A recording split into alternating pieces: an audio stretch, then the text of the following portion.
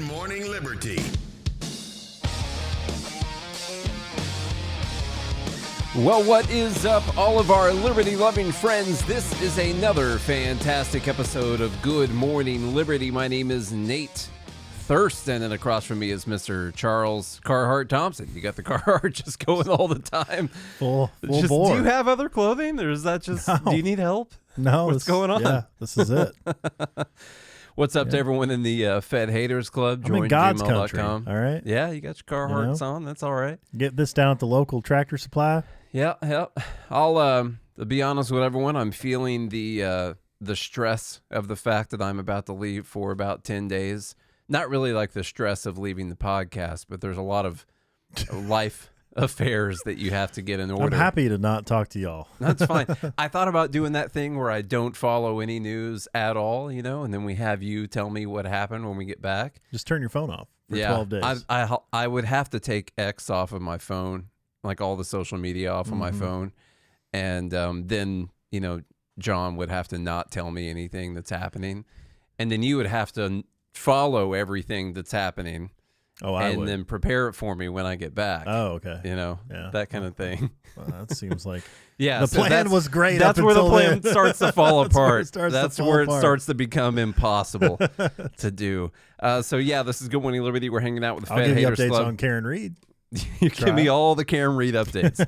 You know what? I saw that in the trending section on X yesterday for the first time, probably because you were looking up something about it. Yeah. I don't know.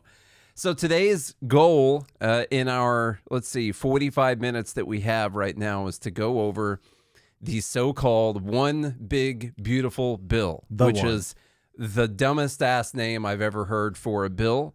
And it's the most, Trump calls it that in a Truth Social post, and to just sort of, I don't know what you call it, for Trump, just kind of shill for Trump. You name the bill this, like it's just such a great name for it. It makes no sense. Okay. It makes no sense.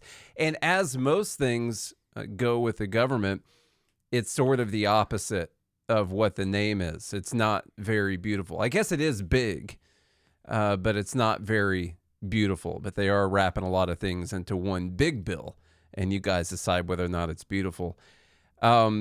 First off, before we get into the actual bill, it's important to mention what happened on Friday, which is that Moody's cut our credit rating from AAA to AA1, for all you keeping score out there. This we were isn't AAA. baseball.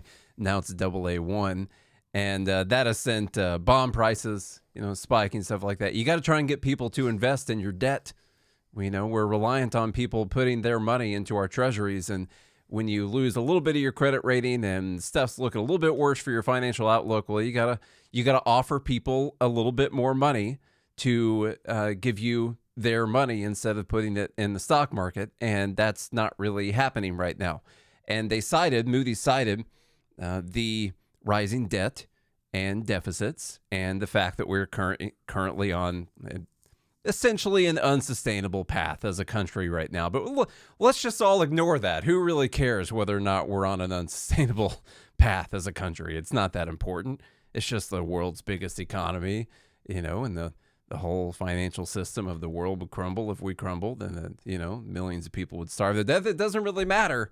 I think we should just keep spending way more money than we actually have. That's what Republicans have decided anyway.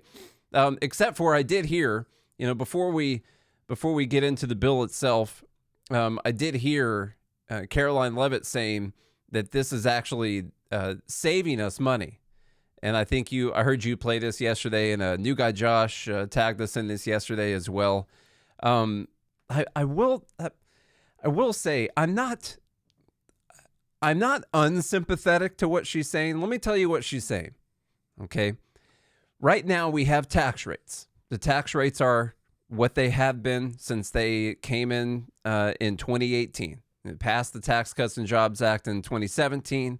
Those go in 2018, and we've had these tax rates now since 2018. Okay. Essentially what she's saying in this clip is we are keeping these tax rates, we are extending the Tax Cuts and Jobs Act, and we are cutting some spending. Most of it is going to be coming from Medicaid. And so what the super complicated part of talking about this bill and of what Congress is doing is what your baseline is when you're deciding how much money it's going to cost us. Because what most people will do is they'll say, well, the Tax Cuts and Jobs Act, those tax cuts were temporary. They're supposed to expire, and we are supposed to go back to the tax rates we had in 2017. Create an influx of revenue. Which all of a sudden we're going to make a bunch more money because people don't adjust the way that they act, in the economy when you raise the tax rates up like that. And so we're going to take in a bunch more money. And essentially they create that baseline of these are going to expire. This is how much more money we're going to take in. And then this is what our spending is supposed to be. And that's one way of doing it. I hate looking at it that way because I don't like saying that we should just default back to what our higher tax rates used to be. And so in some ways, I'm almost a little sympathetic to the point that she's trying to make in this press conference, because essentially what she's saying is, we've got these tax rates right now, and we're going to be cutting Medicaid and stuff like that. And so these are actually cuts that are happening. And when we talk about all the money this bill is going to cost us, almost all of that is in tax cuts, even though most of those tax cuts are keeping the tax rates the same way they are right now. But that's where most of the cost from this bill is coming from. It's difficult to talk about. But the problem is we're not cutting more spending. No, I'm not. Yeah, I get that. Also, I hate that it's the big, beautiful bill, and Biden was Build Back Better. Yeah. What's up with this triple B stuff? It's triple B. They're trying to tell everyone we went from AAA to AA1, and they're trying to signal to the market right now that actually it's about to be triple B. Yeah. That's what's going to happen. Here's that spot in the press conference. Is the president okay with this bill adding to the deficit? This bill does not add to the deficit. In fact, according to the Council of Economic Advisors, this bill will save $1.6 trillion. And the president absolutely understands and hears the concerns of fiscal conservatives and of Americans who want to get our fiscal house in order. That's what the intention of this bill is. There's $1.6 trillion worth of savings in this bill. That's the largest savings for any legislation that has ever passed Capitol Hill in our nation's history.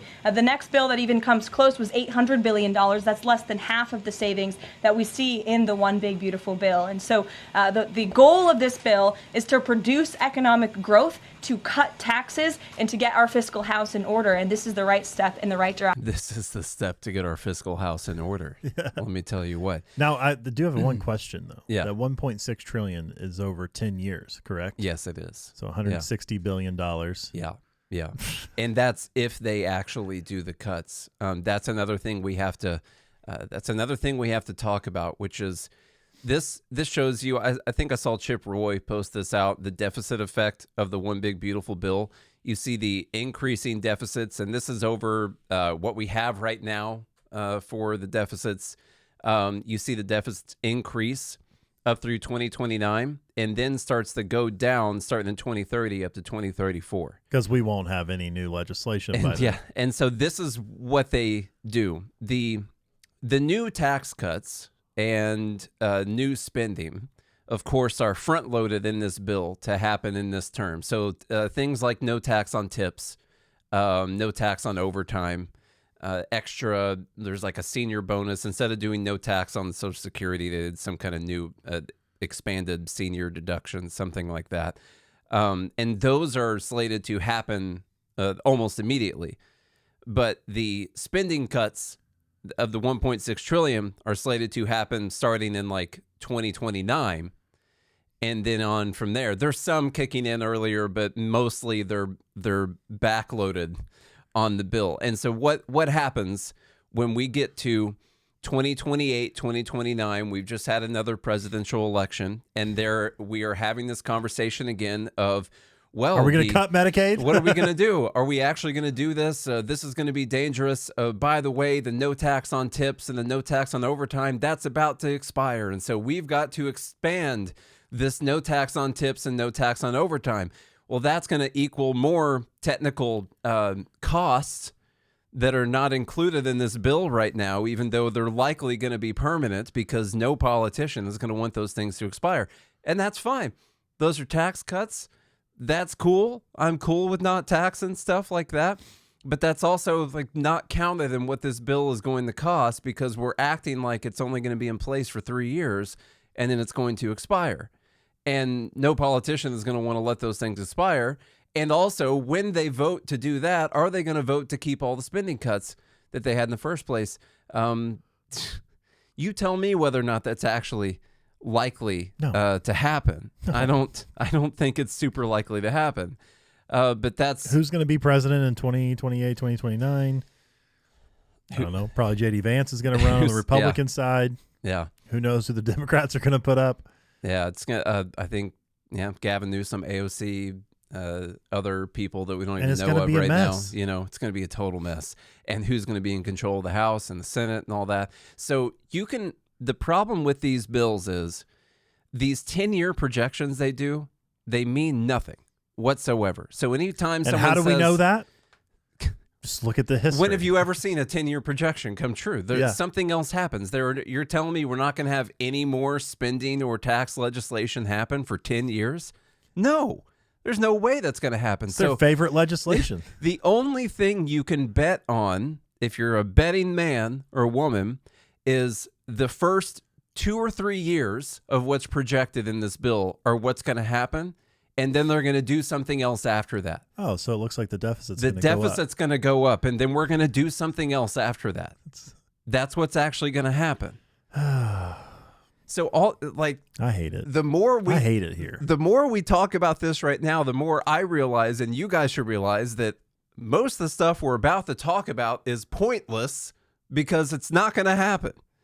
Something's going to change. New people are going to come in office, and the 10-year projections of what this is going to cost or what it's going to save mean nothing at all. Means absolutely nothing. So let's go home. So should we just stop it right there? That's it.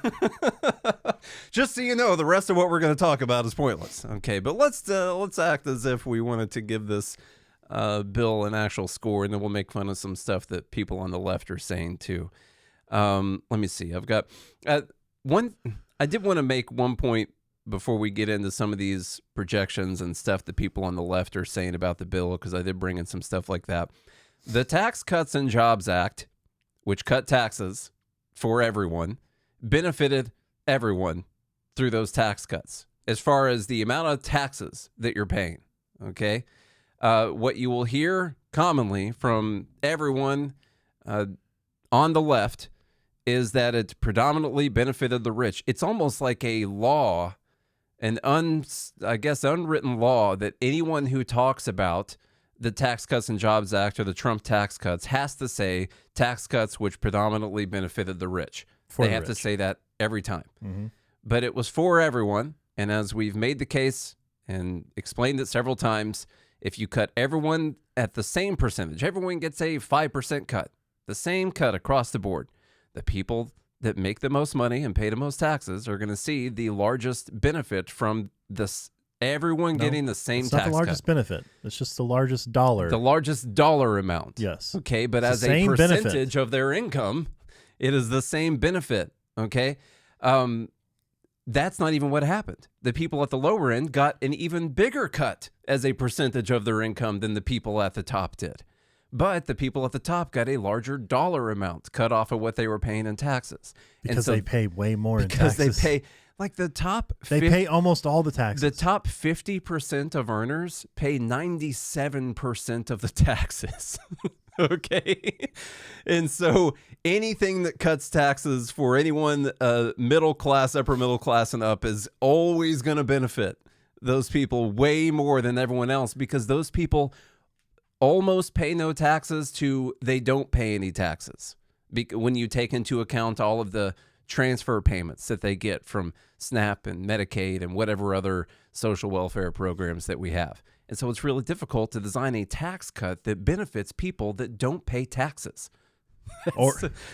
That's tough to do. They get a refund even though they paid nothing. Yeah, they get a refund, and it's refundable credits. They actually make money from the rest of us at the end of the year. Have a few kids, get $30,000. Exactly. Let's see. Tax cuts for individuals and businesses. Central to the package is more than $5 trillion in tax cuts according to an estimate from the Joint Committee on Taxation. Over 10 years. Over 10 years. So $500 billion a year. And those are things that are, well, except for the no tax on tips and no tax on overtime, which are front-loaded, those are likely still going to be permanent. It's going to be tough to let those expire for any politicians that are in office. But $5 trillion in tax cuts. Now that $5 trillion in tax cuts is compared to what would happen if the Tax Cuts and Jobs Act expires and we go back to the previous tax rates that we used to have. Almost all of this is just keeping the tax rates what they are right now. All right? And then they add in some no tax on tips, overtime, increasing the standard deduction for a temporary amount of time, stuff like that. And so you get your tax code. There's some estate tax stuff and all that. According to Joint Committee on Taxation, costs that are partially offset by spending cuts elsewhere. Republicans look to make permanent the individual tax cuts passed by Trump. We know that to partially offset the lost revenue compared to what would happen if we let that expire. Republicans propose repealing or phasing out more quickly the clean energy tax credits passed during Joe Biden's presidency, helping to bring down the overall cost of the tax portion to about $3.8 trillion instead of the $5. Then we got the SALT tax deductions. Right now, there's a $10,000 limit. They are looking to increase that to $30,000. This is actually looked at as saving money because if we went back to the previous tax code, there was no cap on the SALT deductions. And so even though we are tripling the cap, it's actually looked at as saving money because had this expired, it would go back to no cap. And I'm confusing the Gen Z people right now. They're like, what, true? Yes, true, not true? What are we talking about right now? The bill also includes a temporary $2,000 boost to the standard deduction, bringing it to $32,000 for joint filers, and a temporary $500 increase in the child tax credit, bringing it to $2,500. And this is a good point to say that there's nothing so permanent as a temporary government program. It's very difficult to get rid of these things after you have had them for 10 years or however long you're going to have them at this point. Let's see. Tax rate for tips, overtime, and car loan interest, those expire at the end of 2028. That's also the case for a $4,000 increase in standard deduction for seniors. So we know that those things expire at the end of the presidential term, and then we're going to have this fight at the beginning of the next president's term, and so we'll get to hold that over everyone's heads when we're coming into that election. Parents and older Americans face work requirements for food assistance. House Republicans are looking to shift some of the costs of the SNAP program to states. States would shoulder 5% of benefit costs beginning in 2028. Currently, states pay none of the benefit and half of the administrative costs. So that's beginning in 2028. We can't do that right now because that would be bad for midterm elections. And then for the presidential election, it's better if we just hold this over people's head, let new Congress come in, let a new president come in, and decide whether or not we actually want to do any of those cuts. Republicans are also expanding work requirements to receive food aid. Under current law, able-bodied adults without dependents must fulfill work requirements until they are 54. They're going to change that to 64, adding 10 years on of work if you want to be receiving that assistance. Also, some parents are currently, which to me, does that make sense? Well, I don't know. What time does your retirement kick in? What time do all the retirements kick in? Not at 54. So if you've got people on any kind of assistance, I don't know. Seems like you would keep those work requirements going until whatever the retirement age is, but whatever. Let's see. Also, some parents are currently exempt from work requirements until their children are 18. That would change. So only those caring for a dependent child under the age of 7 are exempt. Okay. I mean, this is just, it's cruel. It's cruelty. That's what I'm hearing. We've talked about the work requirements for Medicaid, some of the same stuff. Able-bodied, mostly able-bodied young men are going to have to do this work, or people who aren't taking care of children are going to have to do this work. Horror.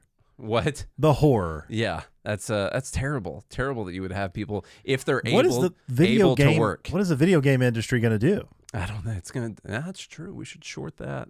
Yeah. For sure. Short video game industry. Let's do that. We've got You're going to funding. short GameStop? We've, I don't know if that's a good idea. we've got funding for Trump's mass deportation operation, $46.5 billion to revive construction of Trump's wall that Mexico is going to pay for. There's $4 billion to hire an additional 3,000 Border Patrol agents, as well as 5,000 customs officers, $2.1 billion for signing retention bonuses. There's also funds for 10,000 more ICE officers and investigators. Includes major changes to immigration policy, imposing a $1,000 fee on migrants seeking asylum. So you got to pay to get your asylum, essentially making it impossible to claim asylum for someone who is legitimately seeking asylum unless they're rich. But you know, because all their possessions were bombed. it's not gonna work. Yeah. But that's probably the plan. I would say that's part of the plan, is to slow that down or to at least make money off of it. So hey, you got to pay for the cost of asyluming people. You know, it costs money to asylums to asyle. You know, takes money to do that. Overall, the plan is to remove 1 million immigrants annually and house 100,000 people in detention centers. Let's see. More money for the Pentagon and Trump's Golden Dome. There's also nearly $150 billion in new money for the Defense Department and national security. It will provide $25 billion for Trump's Golden Dome for America, a long-envisioned missile defense shield, $21 billion to restock the nation's ammunition arsenal, which we gave most of it to Ukraine. Israel. Yeah, $34 billion to expand the naval fleet with more shipbuilding and some $5 billion for border security. We need more ships? Yeah, we don't have enough ships. You got to build ships. Okay. It also includes $9 billion for service member quality of life related issues, including housing, healthcare, and special pay. I would just stop sending them places to die, but that'd be a better quality of life. But whatever, that's fine. Tax on university endowments and overhaul of student loans. So we get a wholesale. By the way, I know this is boring as hell, but we're about to change our tax law and the way that our government takes in money and spends money for the next few years. Okay, so I think it's important to go through some of these things so we can have informed. Whatever you hear on today's show, you're going to be way more informed than most of the people that are spouting off about it online. And what I found about this is the more you learn about it, the more confusing it gets. So have fun with that. Let's see. Tax on university endowments. We've got a wholesale revamping of the student loan program, providing $330 billion in budget cuts and savings. I believe they're going to be doing something with the SAVE Act, the repayment program. I haven't looked. I bet that thunder came through on the recording right there. I see we got a 3 out of 5 tornado threat today. Did you see that? Yeah. That's Let's fun. see what's happening here. All right. It's not supposed to be until noon though for the tornadoes. This just looks like a normal, just a regular old storm. Not even a thunderstorm alert. Yeah. Well, they were lying about that. Mm-hmm. The proposal would replace all existing student loan repayment plans with just two: a standard option with monthly payments spread out over 10 to 25 years, and a repayment assistance plan that is generally less generous than those it would replace. Okay. Among other changes, the bill would repeal Biden-era regulations that made it easier for borrowers to get loans canceled if their colleges defrauded them or closed suddenly. We've got more drilling, mining on public lands. We'll skip past that. And now I'm going to get into some numbers and all that. Yeah, we got a nice little storm popping off out there. It's fun. Everything is fine. Yeah. I like what the Committee for a Responsible Federal Budget did here, because they showed us, as the bill is written, what it would do to the deficit. If you're watching, by the way, this is a good episode to watch on YouTube so you can see the charts and graphs, stuff like that. They give you the bill as written, the effect it would have on the deficit, and then if it's made permanent, which would be a more likely thing for some of the tax cut provisions and all of that, if it's made permanent, and you see what it's going to be adding to the deficit each year. Now, the conversation about it actually goes up. Yeah, it actually goes up. This is our fiscally responsible bill here. This is where we should start. And of course, that's in comparison to allowing taxes to go back to where they were in 2017, which like we don't want to do. But I'll be honest with you.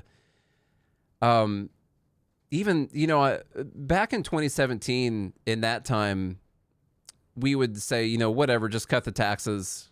They'll have to cut spending after that. Any tax cut is a good tax cut. And taxation is theft. And so but we also know real taxation is whatever the government spends. It's what they spend. And at that time, honestly, we might not have thought that far into it, when we were thinking about it back then.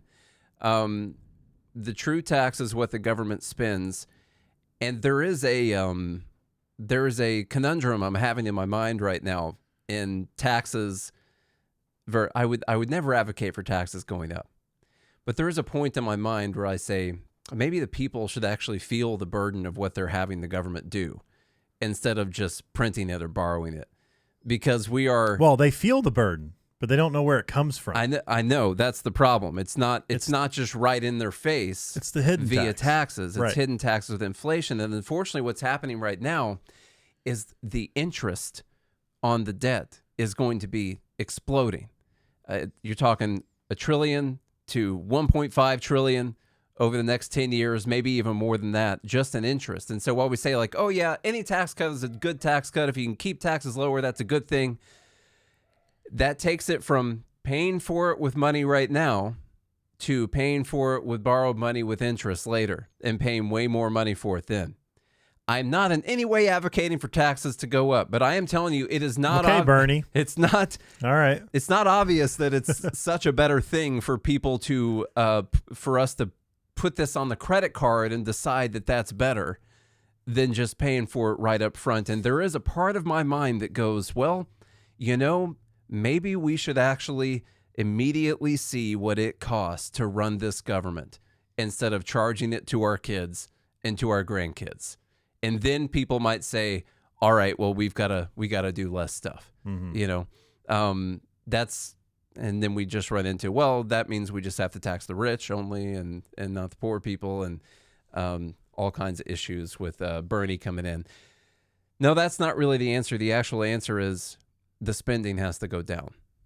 And so I'm trying to figure out how is the spending actually going to go down, because we've got big deficits here. I've got another chart up here on the screen. It'd be really good if you're watching this on YouTube. It's showing the baseline for what would be happening versus as this law is currently written versus if this law is made permanent, say at the end of 2028 when a bunch of this stuff is supposed to expire. And then the interest. And then the interest on top of that. And so you see... God. Right now, like for 2025, it's showing our deficit somewhere around $1.8 trillion. 0.8. 1.8. Right. Oh, with interest. Yeah, with interest. With interest, $1.8 trillion. Without the interest, it's like a little less than $1 trillion. What that would be. So the interest is big. About $1 trillion. It's a lot right now. And the more deficits you have and the more you add to the debt, the bigger that interest payment continues to get. And the more our credit rating goes down, the more we have to pay people to buy U.S. bonds, U.S. treasuries to finance our debt for us, the more that interest amount goes up. And the more those interest numbers stay up, the more those bond rates stay up and we have to refinance the debt that we currently have, the more that interest number goes up every year. And so we are spiraling to the point where if this bill, this fiscally responsible, getting our fiscal house in order bill is made permanent, we are looking at $3.3 trillion deficit in the year 2033. Just the deficit. Hide your kids. Yeah. That's a lot. Do you know how much money the U.S. government was spending when George Bush came into office? $2.5 trillion. $2 trillion. $2 trillion. Spending total. Yeah. $2 trillion. And we were going bankrupt back then. And it was too big at that point. It was too big already. Yeah. And when you say, yeah, we were going bankrupt back then, the actual numbers you have to look at is spending and taxation as a percentage of GDP. The Fed Haters Club have it. That China's going to pay for it. Oh, yeah. We're going to tax it to China. Right now, our debt is looking like it's going to go to 117% of GDP if we keep things how they are right now, or the law, if made permanent, would put that up to 129%. And then before we get out of here, I want to go over some stuff that people on the left are saying. But to cover what people on the right are going to say, this is not a fiscally responsible bill. If you're going to keep tax rates where they are, I understand that that's going to help with growth, and we should do everything we possibly can to help with growth, because the higher the GDP is, the more money they're going to rake in as a percentage of the GDP in receipts. I know it's a very non-libertarian thing to talk about, that they're going to be stealing a certain percentage of our money, but they're books, and we got to find a way to balance them. Where we're at, that's the situation that we're actually in. Let's all agree that we don't like taxation, and that the government shouldn't spend any money. Let's all agree, and then we have to talk about the situation we're actually in. But to the point, your point for folks on the right, and to remain principally consistent, Trump is a big spender. Yeah, and this is not fiscally conservative at all. And if you want to get any indication from anybody in government, if you want to listen to an expert, just probably watch Thomas Massie, the way he votes, and I guarantee he's probably not voting for this bill. No, because it doesn't do anything to actually cut the spending. Yeah, not really at all. And the cutting the spending part is a confusing part, because of all the stuff I've gone through on this bill, I have not seen anyone actually make projections of the actual amount of money the government will be spending. And I've been looking for that this whole time. Like, will the actual amount of money the government is spending stay the same or go down? Or more than likely, they're going to say it's going to go down relative to what it was projected to go to before this bill. So that's our $1.6 trillion in savings. That's probably versus what it was projected to go up to during that amount of time. So baseline budgeting like that. But so they're going to spend $160 billion less a year. Yeah, compared to what we would have otherwise. So it's that part is confusing right now, and I've spent a ton of time, as you're about to see, going through all the numbers on this. I'm trying to, what happened between Doge in the first 100 days, and we were going to cut the military budget in half, remember? Yeah. Trump said that from the Oval Office. Yeah. Well, that starts in 2028. Oh, okay. Yeah. 29, sorry. Yeah, that's right. That's when they start to phase in those cuts. Uh-huh. Okay. I think they were still riding high on the election rhetoric at that time. I mean, we talked about this some yesterday, but the rhetoric, I've never heard better rhetoric. Also, from Republicans. The other thing I want people not to forget is, remember when they voted to raise the debt ceiling, and this is something Thomas Massie talked about. They didn't have any cuts in there, and they were raising the debt ceiling. Thomas Massie voted no. Trump threatened to primary him again, which isn't going to work. But don't forget, they all said, okay, we just need to do this right now, and then we can get this big, beautiful bill in. And we promise you, when we get that in, it's going to have all the Doge cuts in it. Yeah, we're going to be doing this for you, and it's not there. To be fair, Charlie, they have promised to do the Doge cuts after we pass this bill. Okay. Yeah, it's going to be in its own separate. We got to do this first. Yeah, you have to pass this bill to see the Doge cuts. Okay. Yeah, we have to get to that point first. God, politicians are and just then we're liars. Do it this afterwards. Kind of stuff just drives me insane. Insane. On the other side right now, the Rolling Stone, they've had some bangers lately. This article is titled, "Trump Lies That His Bill Cuts Taxes for Everyone When It Raises Them on the Poor." And the little title thing above it is called "Robbing the Poor." Also not true. Yeah, it's not true. And they're actually making the point that taxes are going to go up on people that make less than $15,000. People that make less than $15,000 are not paying any taxes. They don't pay The standard deduction is $14,500 or $14,600, which takes you down to $400 in taxable income, which is below the tax threshold. So they're not paying anything. If anything, what they're talking about are decreased amounts of transfer payments like SNAP and Medicaid, and whatever other kind of Refundable tax assistance, credits. refundable tax credits. Mhm. And so that's not raising taxes, and it's certainly not robbing people to give them less of other people's stuff. And so Yeah. it's crazy, man, that we've gotten to this point where And still neither side is talking about the real problem, which is spending. no one is talking about like just they're not making up- concerned at all about the unsustainable path that the country's on, and that we are actually going to have to get into forced austerity, budget cutting measures will have to happen probably by the end of this 10-year cycle. And no one wants to talk about it. They're playing a game of musical chairs or hot potato or whatever, and no one wants to be the last person to the person who's actually there when this happens. They just want to kick it down the road. This is another comment here. Trump's big, beautiful bill will raise taxes on poor Americans and raise costs for the rest of the working class while disproportionately helping the richest Americans. This isn't a budget bill, it's a wealth transfer. This is what oligarchy looks like. God. This guy, Maine, says the big, beautiful bill is designed to be the largest upward transfer of wealth in American history. Do you get it yet? ? This is literally not an upward transfer of wealth. Letting people keep their money, not deciding to not take that amount of money away from someone is not a wealth transfer. Taking the money from that person is a wealth transfer.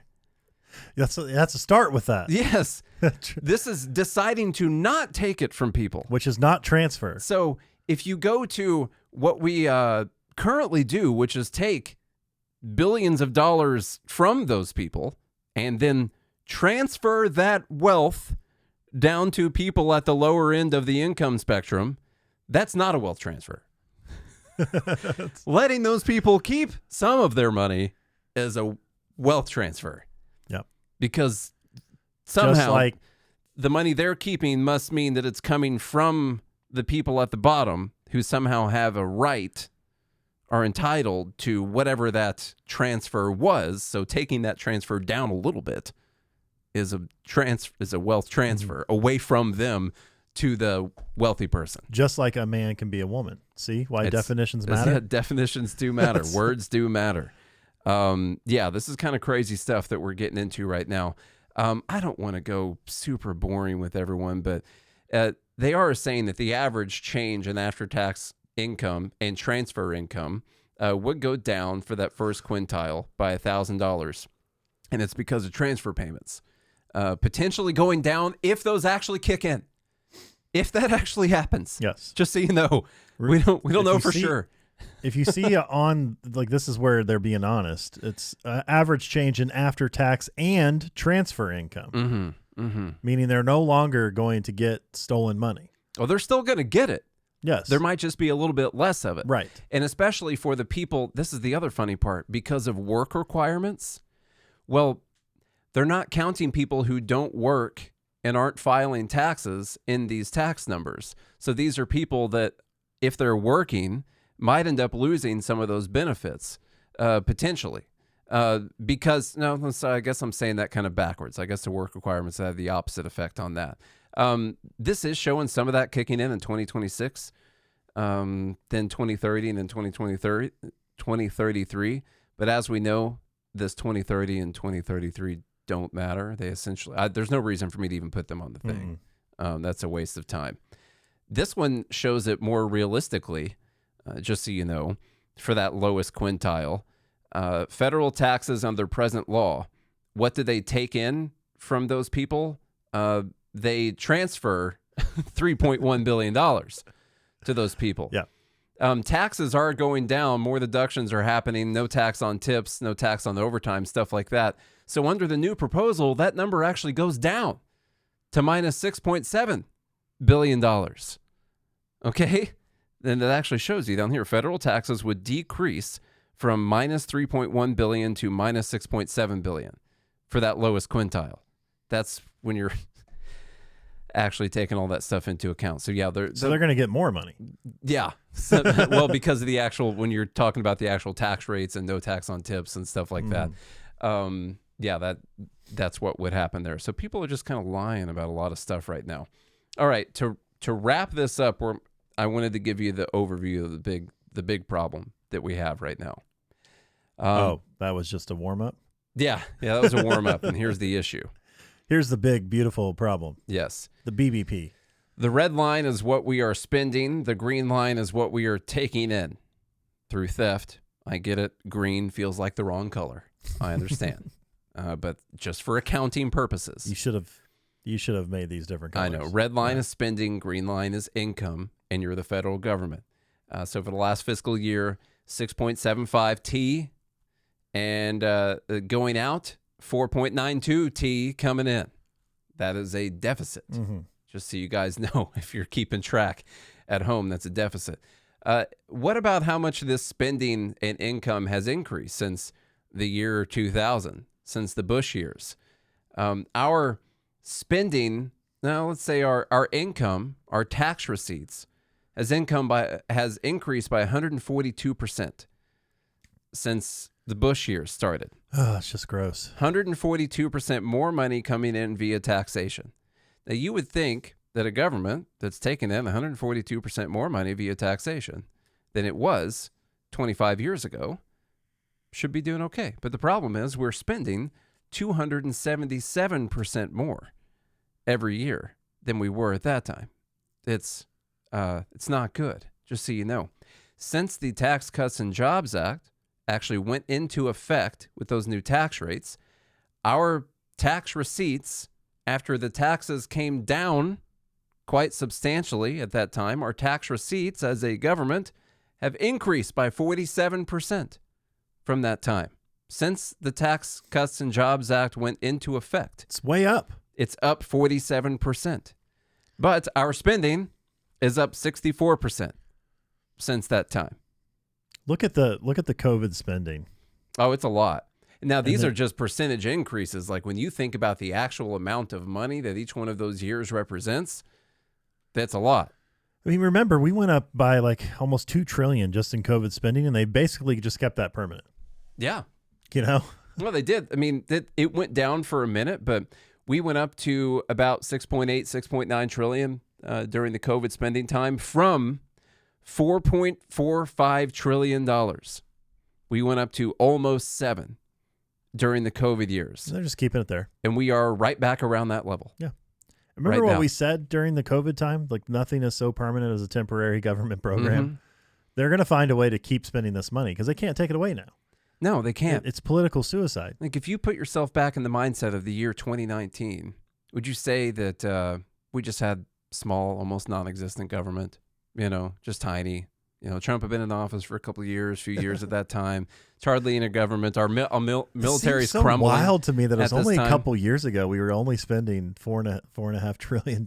Yeah, and so that is wild. This is where you have to make the point that right now we're taking in almost $5 trillion, and so if we were to go back to pre-pandemic spending, which was a government that was still too big, we would actually have a surplus at the moment.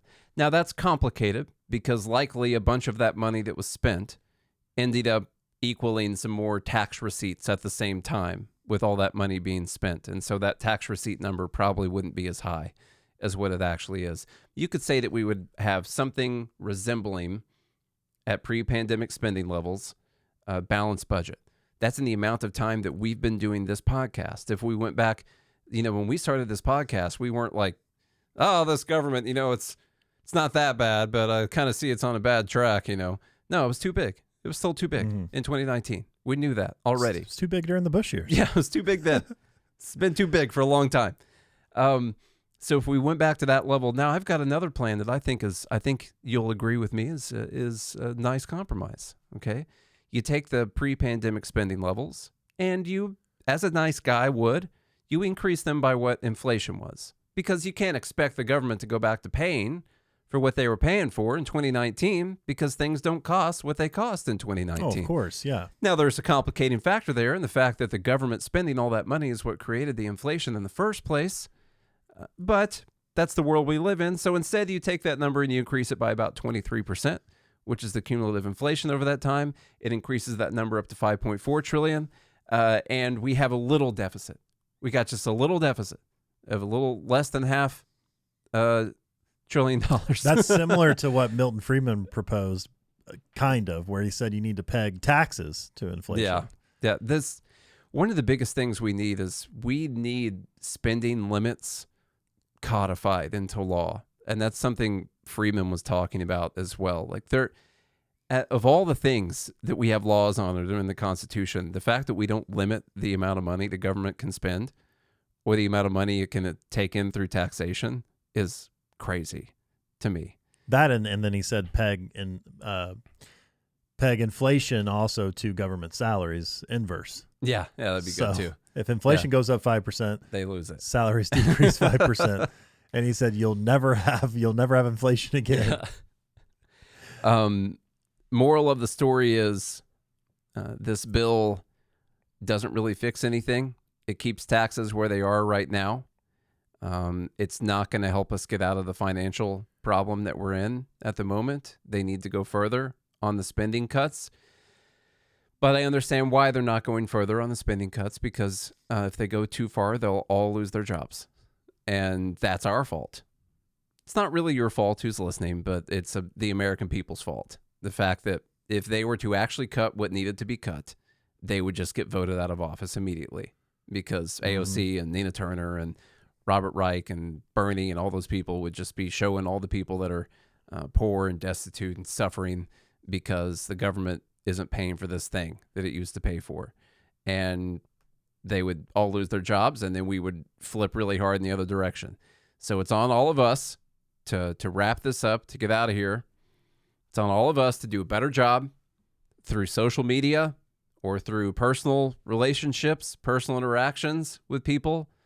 Probably a lot of it's going to be through social media, to do a better job spreading the good message of financial constraints on our government, personal responsibility, financial responsibility, and try to spread a message in a way that's going to lead to the people actually voting people into office that will do the spending cuts that are necessary. That's all of our jobs. We're doing it every day. It's your job to do that too. Find the best pages out there, spread that information, spread videos, talk to people as much as you can. And that's pretty much what we can do right now. This is the government we got. It's kind of the government that maybe not we deserve, but it's a government that the American people deserve right now as a whole. You know, we're getting what we deserve good and hard. That's true. So, all right, we got to go. I don't like it though. No, I don't. I'm not a fan. That's why we're going to fix it. I mean, I guess we just need people to feel real pain, like Argentina. Yeah. Before a populist like Milei can be. Like, there needs to be somebody out there just being like they're just robbing you. Both sides are robbing you. Yeah. You know, and that needs to be a popular message. And then someone can actually go in there and do something about it. Mm-hmm. We got to do something. But the people have to. I think the people have to feel it. We're not feeling it enough. They either have to have that change in their hearts ideologically, or they're going to have to feel it. And it's going to have to force. They're going to have to learn that this is the only option. Yeah. Which is probably the path we're actually going to go to. Mm-hmm. Sorry to end it on a bad note there, but we're going to fix it. It is what it is. Get your affairs in order. Oh, are you running for president? No. Oh, okay. No. All right, y'all. Well, if you enjoyed today's episode, please share it around. Leave us a rating and review on Apple Podcast and Spotify. Go to GodHatesFeds.com or joingml.com. Be part of the Fed Haters Club, where you can interact with us every single day. Get some pre-show, get some bonus episodes, especially when they don't record, so we can't release it to the rest of people. So obviously the Fed Haters Club gets the live version. Yep. And that's the only way you can do that. JoinGML.com. Visit the links in the show notes to support the sponsors that support this show. And if you do all that, we'll be back again tomorrow. Hope you have a good day and a good morning, Liberty.